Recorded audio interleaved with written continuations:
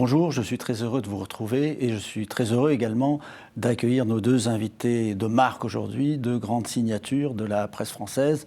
Michel Cotta, éditorialiste que l'on entend à Europe 1 et qu'on voit dans de nombreuses chaînes de télévision, et Yves Tréhard, qui est directeur adjoint du Figaro et qui est également éditorialiste. Alors c'est la première fois que j'ai la chance de vous recevoir ici. Michel, pour commencer, on peut faire un petit état des lieux post-confinement. Quel est pas la leçon, mais quel est l'état d'esprit dans lequel vous vous trouvez aujourd'hui en tant que journaliste politique?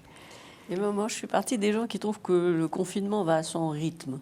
Et comme vous savez, il y a beaucoup de remises en cause sur la lenteur du déconfinement. Est-ce qu'il faut déconfiner plusieurs étapes? Est-ce que la maladie est derrière nous, etc. Et contrairement à beaucoup, je trouve que le déconfinement voulu par Édouard Philippe est, à mon avis, le plus rassurant. Et si on en juge au sondage, on s'aperçoit que pour les Français aussi, c'est le plus rassurant. D'ailleurs, il y avait ce matin une enquête, un questionnaire dans le Figaro, où on concluait que 55% des Français trouvaient que le confinement allait bien. Donc par rapport à tous ceux qui disent maintenant, et on peut les comprendre, des restaurateurs, etc., il faut aller plus vite, il faut aller plus vite, moi je trouve que c'est pas mal de dire attention, c'est pas fini. Et vous, Yves? Écoutez, si je devais tirer une conclusion, même si c'est pas fini, c'est que le déconfinement se passe mieux que le confinement, d'une certaine façon. Alors le confinement, pourtant, c'est plus facile à faire pour un pouvoir. Vous dites à tout le monde, rentrez chez vous parce qu'il y a un danger, une menace sur la population, une menace sanitaire. Et d'ailleurs, les Français s'y sont plutôt assez bien prêtés, je trouve, parce qu'ils ont été assez disciplinés. Mais il y a eu des polémiques qui étaient justifiées, d'ailleurs, sur l'histoire des masques, sur l'histoire des tests, sur l'histoire qui n'a pas fini de faire couler de l'encre de l'hydroxychloroquine du professeur Raoult. À l'inverse, le déconfinement, alors il y a un petit débat, est-ce qu'on va pas assez vite? Parce qu'évidemment, il y a le problème économique qui se pose et puis une crise qui se profile, et ça tout le monde s'accorde à le dire. Et ben on se dit qu'il faut reprendre assez vite le travail pour pas justement limiter les dégâts. Néanmoins, ce déconfinement se déroule plutôt bien. Et une note positive aussi, on voit qu'il s'accompagne d'une régression, somme toute, de la pandémie en France, en tous les cas, c'est pas vrai dans le monde, mais en France, et dans l'Europe en général. Et on peut estimer que la vie reprendra quand même peu à peu son cours normal. Mais je suis d'accord avec Michel, et je suis d'accord pour dire que on ne peut pas passer du noir au blanc comme ça tout de suite non plus. Si on a eu si peur et s'il y a eu tellement de morts, il faut quand même faire attention et aller au rythme, je dirais, à un rythme de bonne aloi pour reprendre la vie telle qu'on la connaissait avant. D'autant que les projections mathématiques et scientifiques montrent que le confinement a évité beaucoup de morts à la France. On parle de centaines de milliers de morts. Je ne sais pas ce que valent les modèles mathématiques, mais en tout cas, je pense que le confinement et la sortie du déconfinement ont été mieux ressentis que le flou du départ. Et là, je suis d'accord. Alors, le flou du départ, on sait pourquoi. Il n'y a pas de masque et il n'y a pas de test. Alors, évidemment, c'est difficile d'équiper. D'abord, il fallait équiper, évidemment, les soignants, d'abord. Mais c'est vrai que sur cette période-là, dans laquelle une décennie d'années ont fait qu'il y avait beaucoup de masques du temps de Roselyne Bachelot parce qu'il y avait une menace H1N1. Il y a eu trop de masques, il y a eu trop de vaccins, a-t-on dit, et on l'a critiqué pour ça. Et du coup, il n'y en avait plus assez des années plus tard. C'est vrai qu'on ne peut pas envisager une pandémie et qu'il y a déjà beaucoup d'argent sur le service de santé. Est-ce qu'on peut attendre une pandémie séculaire, dépenser plus d'argent encore pour attendre, mais ça va être sûrement l'objet de débats et de débats permanents dès qu'on ira mieux. Et Michel, pensez-vous que les rapports ont été modifiés entre Macron et Édouard Philippe, son Premier ministre, par les sondages et par la façon dont les choses ont été gérées? Je ne sais pas si on est d'accord. Non, moi, très longtemps, j'ai dit, mais non, finalement, il n'y a pas tellement de problèmes. Et puis, bon, on sait maintenant qu'il y en a. pas seulement à cause de la différence des sondages, ça c'est jamais bon pour un Premier ministre, et pour un président de la République aime jamais que le Premier ministre soit devant lui, mais aussi parce que je crois qu'il y a eu des divergences et sur le rythme et sur la façon de communiquer qui ont fait problème entre les deux. Je n'en suis pas sûr à 100%, mais mon petit doigt me l'a dit. Yves Tréhard, on peut quand même dire que la France ne s'en sort pas de façon très glorieuse de cette affaire, parce que quand on compare les chiffres, enfin les statistiques et les chiffres, les projections entre ce qui est arrivé dans différents pays, la France a un nombre de morts considérable, une augmentation de la dette considérable, enfin un tas de problèmes. C'est vrai, d'abord, il faut dire que l'Europe a été considérablement touchée. Surtout l'Europe du Sud, et on fait partie de l'Europe du Sud, l'Espagne, l'Italie, la France ont été particulièrement touchés. Après, il faut voir que d'autres continents maintenant le sont. Hein. L'Amérique, évidemment, l'Amérique du Sud, beaucoup, l'Inde. Bon. Alors la France, si on compare à l'échelle européenne, c'est vrai, elle s'en sort peut-être moins bien. L'heure du bilan n'a pas sonné. Elle s'en sort moins bien que l'Allemagne, qui est notre grand voisin et auquel on adore se comparer. Et malheureusement, quand on se compare avec l'Allemagne, on ne se console jamais. Et sur cette épidémie non plus. Pourquoi ? Parce qu'on a vu que l'Allemagne avait beaucoup mieux contenu cette épidémie que nous dès le début, parce qu'elle était équipée, parce qu'elle avait des masques, elle avait surtout des tests, et aussi parce qu'elle avait un système de santé qui était peut-être mieux adapté que le nôtre. Alors qu'on dépense exactement la même somme en rapport au produit intérieur brut que l'Allemagne, à peu près 20% de notre richesse nationale est consacrée à la santé, sauf que nous, on souffre d'une bureaucratie qui est très lourde, un système de santé qui, entre le privé et le public, fonctionne assez mal, alors qu'en Allemagne, c'est beaucoup mieux organisé, il y a moins de bureaucratie, et il y a des systèmes publics-privés, enfin des fondations de droit public, mais gérées à la privée, en Allemagne, qui ont très bien fonctionné, avec des lits de réanimation en nombre important. Donc l'Allemagne, sur le plan sanitaire, d'ailleurs a 4 fois moins de morts, peut-être même 5 fois moins de morts que nous, même s'ils ont eu beaucoup de cas. Deuxième considération, c'est qu'ils ont une politique, je dirais, pour aborder cette pandémie qui n'a pas été la même. La politique publique n'a pas été la même. Nous, ça a été tout le monde aux abris.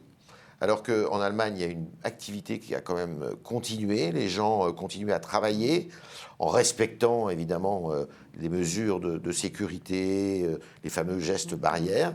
Et puis la troisième chose aussi, c'est que l'appareil productif allemand, et c'est là où on voit la différence entre les deux pays, l'appareil productif allemand est beaucoup plus performant, beaucoup plus compétitif que le nôtre et ne s'est jamais arrêté. Et les restructurations et les conclusions qui seront tirées en Allemagne sur le plan industriel notamment seront sans doute moins douloureuses que chez nous. Alors nous, on a quoi comme avantage par rapport à l'Allemagne ? C'est qu'on a un système très protecteur avec un État qui verse beaucoup d'argent pour justement laisser personne au bord de la route, mais ça coûte très cher. Là, je crois, au jour d'aujourd'hui, qu'on en est à peu près à 450 milliards d'euros qui ont été mis sur la table par l'État français. Personne ne sait comment on va rembourser tout ça, sachant qu'on est déjà très, très endetté, qu'on a une pression fiscale en France qui est très forte. Mais on a un État qui est évidemment, ça c'est issu de notre histoire, qui est toujours très présent, mais qui coûte cher, bien sûr, par rapport à une Allemagne qui est quand même beaucoup mieux organisée, beaucoup plus décentralisée, où le pouvoir de proximité, il y a plus de pouvoir de proximité, c'est pas le cas en France. Oui, au fond, on s'est aperçu quand même, la crise a révélé deux défauts majeurs, mais qui n'étonnent pas, parce que c'est l'espèce de poids d'administration, alors que quand même la santé était déconcentrée, puisqu'il y a partout des services de santé, mais justement, c'était un poids considérable. Et à la fois, de l'autre côté, on voit bien que l'étatisation des secours apportés aux chômeurs, aux différentes professions, est à la fois très bien, beaucoup de gens sont contents, et à la fois très dangereuse. Ça va être très difficile de sortir du chômage, du soutien au chômage à 85%. On voit très bien que les entreprises disent « Ah mais non, pas tout de suite, on ne va pas payer 15%. » Bon, ça va être très très difficile. Et en plus, ce qui me fascine, parce que dans la politique, c'est fascinant, les choses ne se passent jamais comme on croit. Rappelez-vous que Emmanuel Macron a été élu en disant, on va contenir la dette, 2, Maastricht, c'est notre... et l'Europe, il s'est passé exactement le contraire, sauf qu'à la fin, le rapport entre Angela Merkel et Emmanuel Macron et l'arrivée d'Angela Merkel dans ce partage européen des subsides a marqué sûrement un nouveau rapport franco-allemand. Il reste que c'est formidable de voir à quel point et le Premier ministre et le Président de la République, qui tous pensaient qu'il fallait contenir la dette, ont été ceux qui, dans l'histoire, ont été ceux qui l'ont le plus élargi et aggravé. Non, mais même dans l'histoire, ça n'a rien à voir même avec Nicolas Sarkozy. C'est tout à fait, vu comme ça de l'extérieur, si tant est qu'on puisse entrer de l'extérieur, c'est vrai que c'est une grande réflexion sur la politique qui ne se passe jamais comme on croit. Alors à propos de ce dont vous parlez, du rapprochement entre Angela Merkel et Macron, effectivement, sur la question de la dette européenne, la mutualisation des dettes, il y a du côté allemand, implicitement, enfin d'ailleurs ça a même été dit explicitement, un espoir que la France va se servir de ce progrès dans les relations pour réformer. Et c'est-à-dire que les Allemands ne veulent pas donner d'argent si en France, du côté français, on ne réforme pas. Pensez-vous qu'après toutes les réformes qui ont été lancées, échouées, et qui ont échoué maintenant, il y a encore suffisamment d'énergie en France dans la dernière partie du... C'est pas tellement l'énergie, c'est qu'en fait, aucune des réformes... alors, la réforme des retraites, peut-être qu'on la reprendra, mais je vois mal comment dans les 15 derniers mois on la reprendra. Mais même, ce qui m'a fait réfléchir, la réforme du chômage, ce qui était passé, elle était passée contre les syndicats, mais elle était passée. Même celle-là, elle est remise en cause maintenant, où effectivement le chômage menace les jeunes, etc. Donc on voit bien, finalement, la réforme du travail n'est pas entièrement passée, les retraites, c'est pas... Au fond, sur le terrain des réformes promises, eh bien, il y en aura eu très peu. Peut-être, je vois bien que c'est la nécessité qui oblige, évidemment. Mais c'est vrai que quand on se demandera où est, encore une fois, la retraite et où en est le travail et les lois du travail, pour le moment, on ne sait pas où ça en est exactement, hein. Ça sera difficile, oui, ça sera effectivement très difficile. Alors l'Allemagne demande toujours à ce qu'on fasse des réformes. Bon, le système qui a été mis en place et qui peut-être sera mis en place, parce qu'il faut encore que tout ça soit avalisé par l'ensemble des États membres, c'est quand même un système particulier où finalement on rembourse à hauteur de sa contribution dans le budget européen. Donc nous, on est à hauteur à peu près de 100 milliards, alors que l'Allemagne est à 150, 160 milliards. Donc l'Allemagne, de toute manière, rembourse toujours plus que nous. Mais nous, on rembourse plus que l'Espagne, que l'Italie, que d'autres pays. Le problème de la France, c'est que la France est un pays où on a un modèle social qui est très très cher. Et moi, je ne crois pas que ce modèle social, aujourd'hui, après cette crise, et après la crise des Gilets jaunes qui a précédé, il puisse être transformé très facilement. Parce que on dit on est un pays où il y a beaucoup de services publics, où l'État est très protecteur.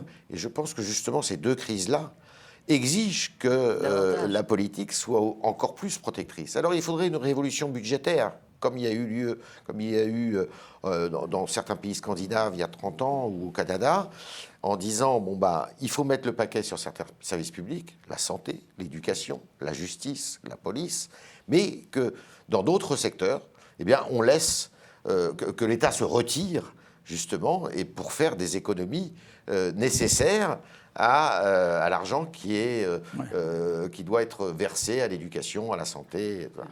Donc, cette révolution, ça fait 30 ans qu'on en parle en France. C'est vraiment l'arlésienne, je dirais. Nicolas Sarkozy en avait parlé. D'une certaine façon, Jacques Chirac en avait parlé quand il voulait réduire la fracture sociale. On sait ce que c'est devenu. tous les gouvernements promettent la même chose, moins de bureaucratie, et puis à la sortie, eh ben, c'est pas le cas. Emmanuel Macron, il ne faut pas oublier qu'il n'a plus que 18 mois utiles pour faire des réformes. Comme l'a dit Michel, il y a cette réforme des retraites, il a promis de la faire. Et de ne pas la lâcher. Pareil pour la réforme de l'assurance chômage, on verra ce qu'il en est. Mais je doute que, si vous voulez, les 18 mois qui lui restent, soient mis à profit pour faire des réformes importantes, et que là, il va surtout jouer sa réélection, si tant est qu'il soit candidat, et que ça sera un quinquennat, comme les deux précédents, qui n'auront pas considérablement changé la donne et bouleversé la France. Et puis il y a les Français. Et puis il y a les Français. Et il y a les Français là-dessus, parce que moi je suis très obnubilée par ce qui se passe chez les enseignants. On a vu les soignants vraiment, mais y aller à 100%. On a vu des vieux médecins revenir sur le terrain. On a vu des jeunes internes dans les hôpitaux. Et là, on nous dit que quand même 50% des enseignants ne veulent pas recommencer tout de suite. Alors, je sais que c'est très, très impopulaire ce que je dis, c'est les enseignants, mais franchement, l'école en France est obligatoire. On voit bien que les syndicats tiennent bon, essayent de faire durer les choses. Et ça, c'est vraiment bon. Alors, l'état des syndicats, ça va être quand même très important dans la France qui vient. Et on voit bien que rien n'a changé. On voit bien que la CGT campe sur ses positions. Et qu'en plus, maintenant, tout le monde va dire, et tous les syndicats vont dire, on les entend déjà, quoi, on a trouvé 250 milliards pour l'automobile, on ne peut pas trouver 1 milliard pour nous. Vous voyez, la façon comme ça d'avoir fait exploser la dette va faire que chacun va dire, et pourquoi pas moi? Et d'ailleurs, c'est ce qui se passe. Il n'y a pas un jour sans qu'une association de je ne sais pas quoi demande 1 milliard supplémentaire. Et ça va être quand même, dans les 15 derniers mois, très difficile à gérer. Et puisque vous parlez des enseignants, il y a eu aussi, pendant le confinement, quand même des attitudes d'enseignants incroyables. Certains ont donné cours par télétravail, par Skype, etc., l'ont fait. Et d'autres, dans les mêmes écoles ou dans les mêmes lycées, ont refusé de le faire, en prétextant qu'ils n'avaient pas d'ordinateur. D'autres, en revanche, l'ont fait pour les enfants des soignants, etc. Voilà. Donc aussi, oui, c'est vrai. Mais il y a eu quand même une attitude, en général, qui n'était pas très claire. Et... Sur l'éducation nationale, je trouve qu'en ce moment, franchement, c'est incompréhensible et même insupportable. Les syndicats sont très embarrassés, parce qu'en fait, les syndicats, on ne les entend pas trop, les syndicats d'enseignants, en ce moment. Ils sont très embarrassés parce qu'ils voient que eux qui sont toujours... sur le devant de la scène et on dit souvent que le ministère de l'Éducation en France est dirigé par les syndicats, ce qui est souvent vrai. Là, ils sont un peu embarrassés parce qu'ils n'ont pas de motif vraiment de revendication, parce que 50% effectivement des enseignants ne sont pas revenus au travail. Alors, il y en a une part d'entre eux, c'est vrai, qui continuent à faire cours par téléconférence, mais enfin, le rôle d'un enseignant, c'est d'être au milieu de sa classe quand même. Et là, on sent qu'il y a des comportements individuels qui sont très loin de ce qu'on peut attendre de fonctionnaires qui ont une mission de service public. Ils abîment d'une certaine façon le prestige qui avait déjà beaucoup diminué de la profession. Effectivement. Et à propos des municipales qui vont avoir lieu ce mois-ci, quels sont vos pronostics et surtout quelles seront les conséquences de l'échec prévisible de la République en marche? Je pense que les maires sortants ont toutes les chances, d'autant qu'ils ont assez bien... Ils ont contribué au déconfinement, et même beaucoup. Donc les maires sortants ont un avantage évident, c'est vrai pour Paris, c'est vrai pour d'autres villes importantes. C'est vrai aussi que c'était la première élection municipale pour les Républiques en marche, et donc elle aura sans doute des élus, elles rentreront dans les conseils municipaux, mais surtout c'est la politique des alliances qui a été le plus souvent des alliances vers la droite, ce qui paraît normal puisque les Républicains étaient en tête dans beaucoup de municipalités, moyennant quoi, avec, je trouve, une contradiction incroyable qui est d'avoir exclu Gérard Collomb, parce qu'il s'était rapproché des Républicains à Lyon, alors que partout ailleurs, on accepte les rapprochements entre les Républicains et ou le MoDem ou La République En Marche. Et ça, c'est vrai que François Bayrou a eu raison de signaler que c'était assez stupide d'avoir condamné dès le début Gérard Collomb, alors que voilà. Donc il y a une stratégie des alliances qui quand même amène La République En Marche, la France En Marche, vers la droite, alors qu'on sait que le groupe parlementaire se divise avec des gens vers la gauche. Ouais. Yves Tréhard, quelle est votre opinion là-dessus? Pensez-vous que ça va avoir un impact sur la suite Il faut se méfier, parce que chaque scrutin a sa singularité, et rien ne dit que ce scrutin annonce ou dessine un paysage pour la présidentielle. Faut être... Ce qui est sûr, c'est qu'il y a 3 ou 4 grands enseignements qui vont être tirés, parce que les lignes ne vont pas beaucoup bouger entre le premier et le deuxième tour. La première chose, c'est que le clivage gauche-droite, en termes d'élections locales, il persiste, parce que c'est vrai que La République En Marche, d'abord, n'avait aucun élu jusqu'à présent, enfin aucun élu revendiqué. Ça, c'est la première des choses. La deuxième chose, c'est que l'installation du parti présidentiel dans une élection municipale, c'est pas faite. C'est pas faite parce que, vous me pardonnerez l'expression, mais ici, ils sont très très mal pris, quasiment pris comme un manche. C'est-à-dire qu'ils ont tout fait pour se tirer une balle dans le pied. À Lyon, notamment, la division, d'envoyer des candidats dans des villes où le maire sortant était souvent très proche de Macron et Macron compatible. Bordeaux, par exemple. À Bordeaux, par exemple, ils se sont tirés une balle dans le pied. La troisième chose, troisième enseignement, on va voir, mais est-ce que l'écologie et les écologistes vont confirmer ce qu'ils avaient fait aux européennes, et est-ce que ça va être un parti de gauche peut-être plus fort même que le Parti socialiste? Je ne sais pas, ça faut se méfier parce que le Parti socialiste a encore des bastions, mais est-ce que l'écologie va vraiment s'installer dans le paysage politique? Ça, c'est le troisième enseignement. Quatrième enseignement est purement parisien. Si Anne Hidalgo remporte ce scrutin, ce qui est fort probable quand même, ce qui est le plus probable, ça deviendra la figure centrale de la gauche française. Maire de Paris, une femme qui est à la tête de la plus grande ville de France, qui n'a jamais quitté le Parti socialiste, qui n'a pas fait de zigzag, qui revendique ses... Et ça va devenir une femme très forte, enfin un poids lourd, je dirais, très très lourd, en vue de la présidentielle de 2022. Surtout dans le désert. Dans le désert, alors, ce qui est intéressant, c'est que nous n'avons pas parlé du Rassemblement national, oui. Alors qu'on sait que politiquement, et que pour la présidentielle, ce sera sûrement un combat majeur.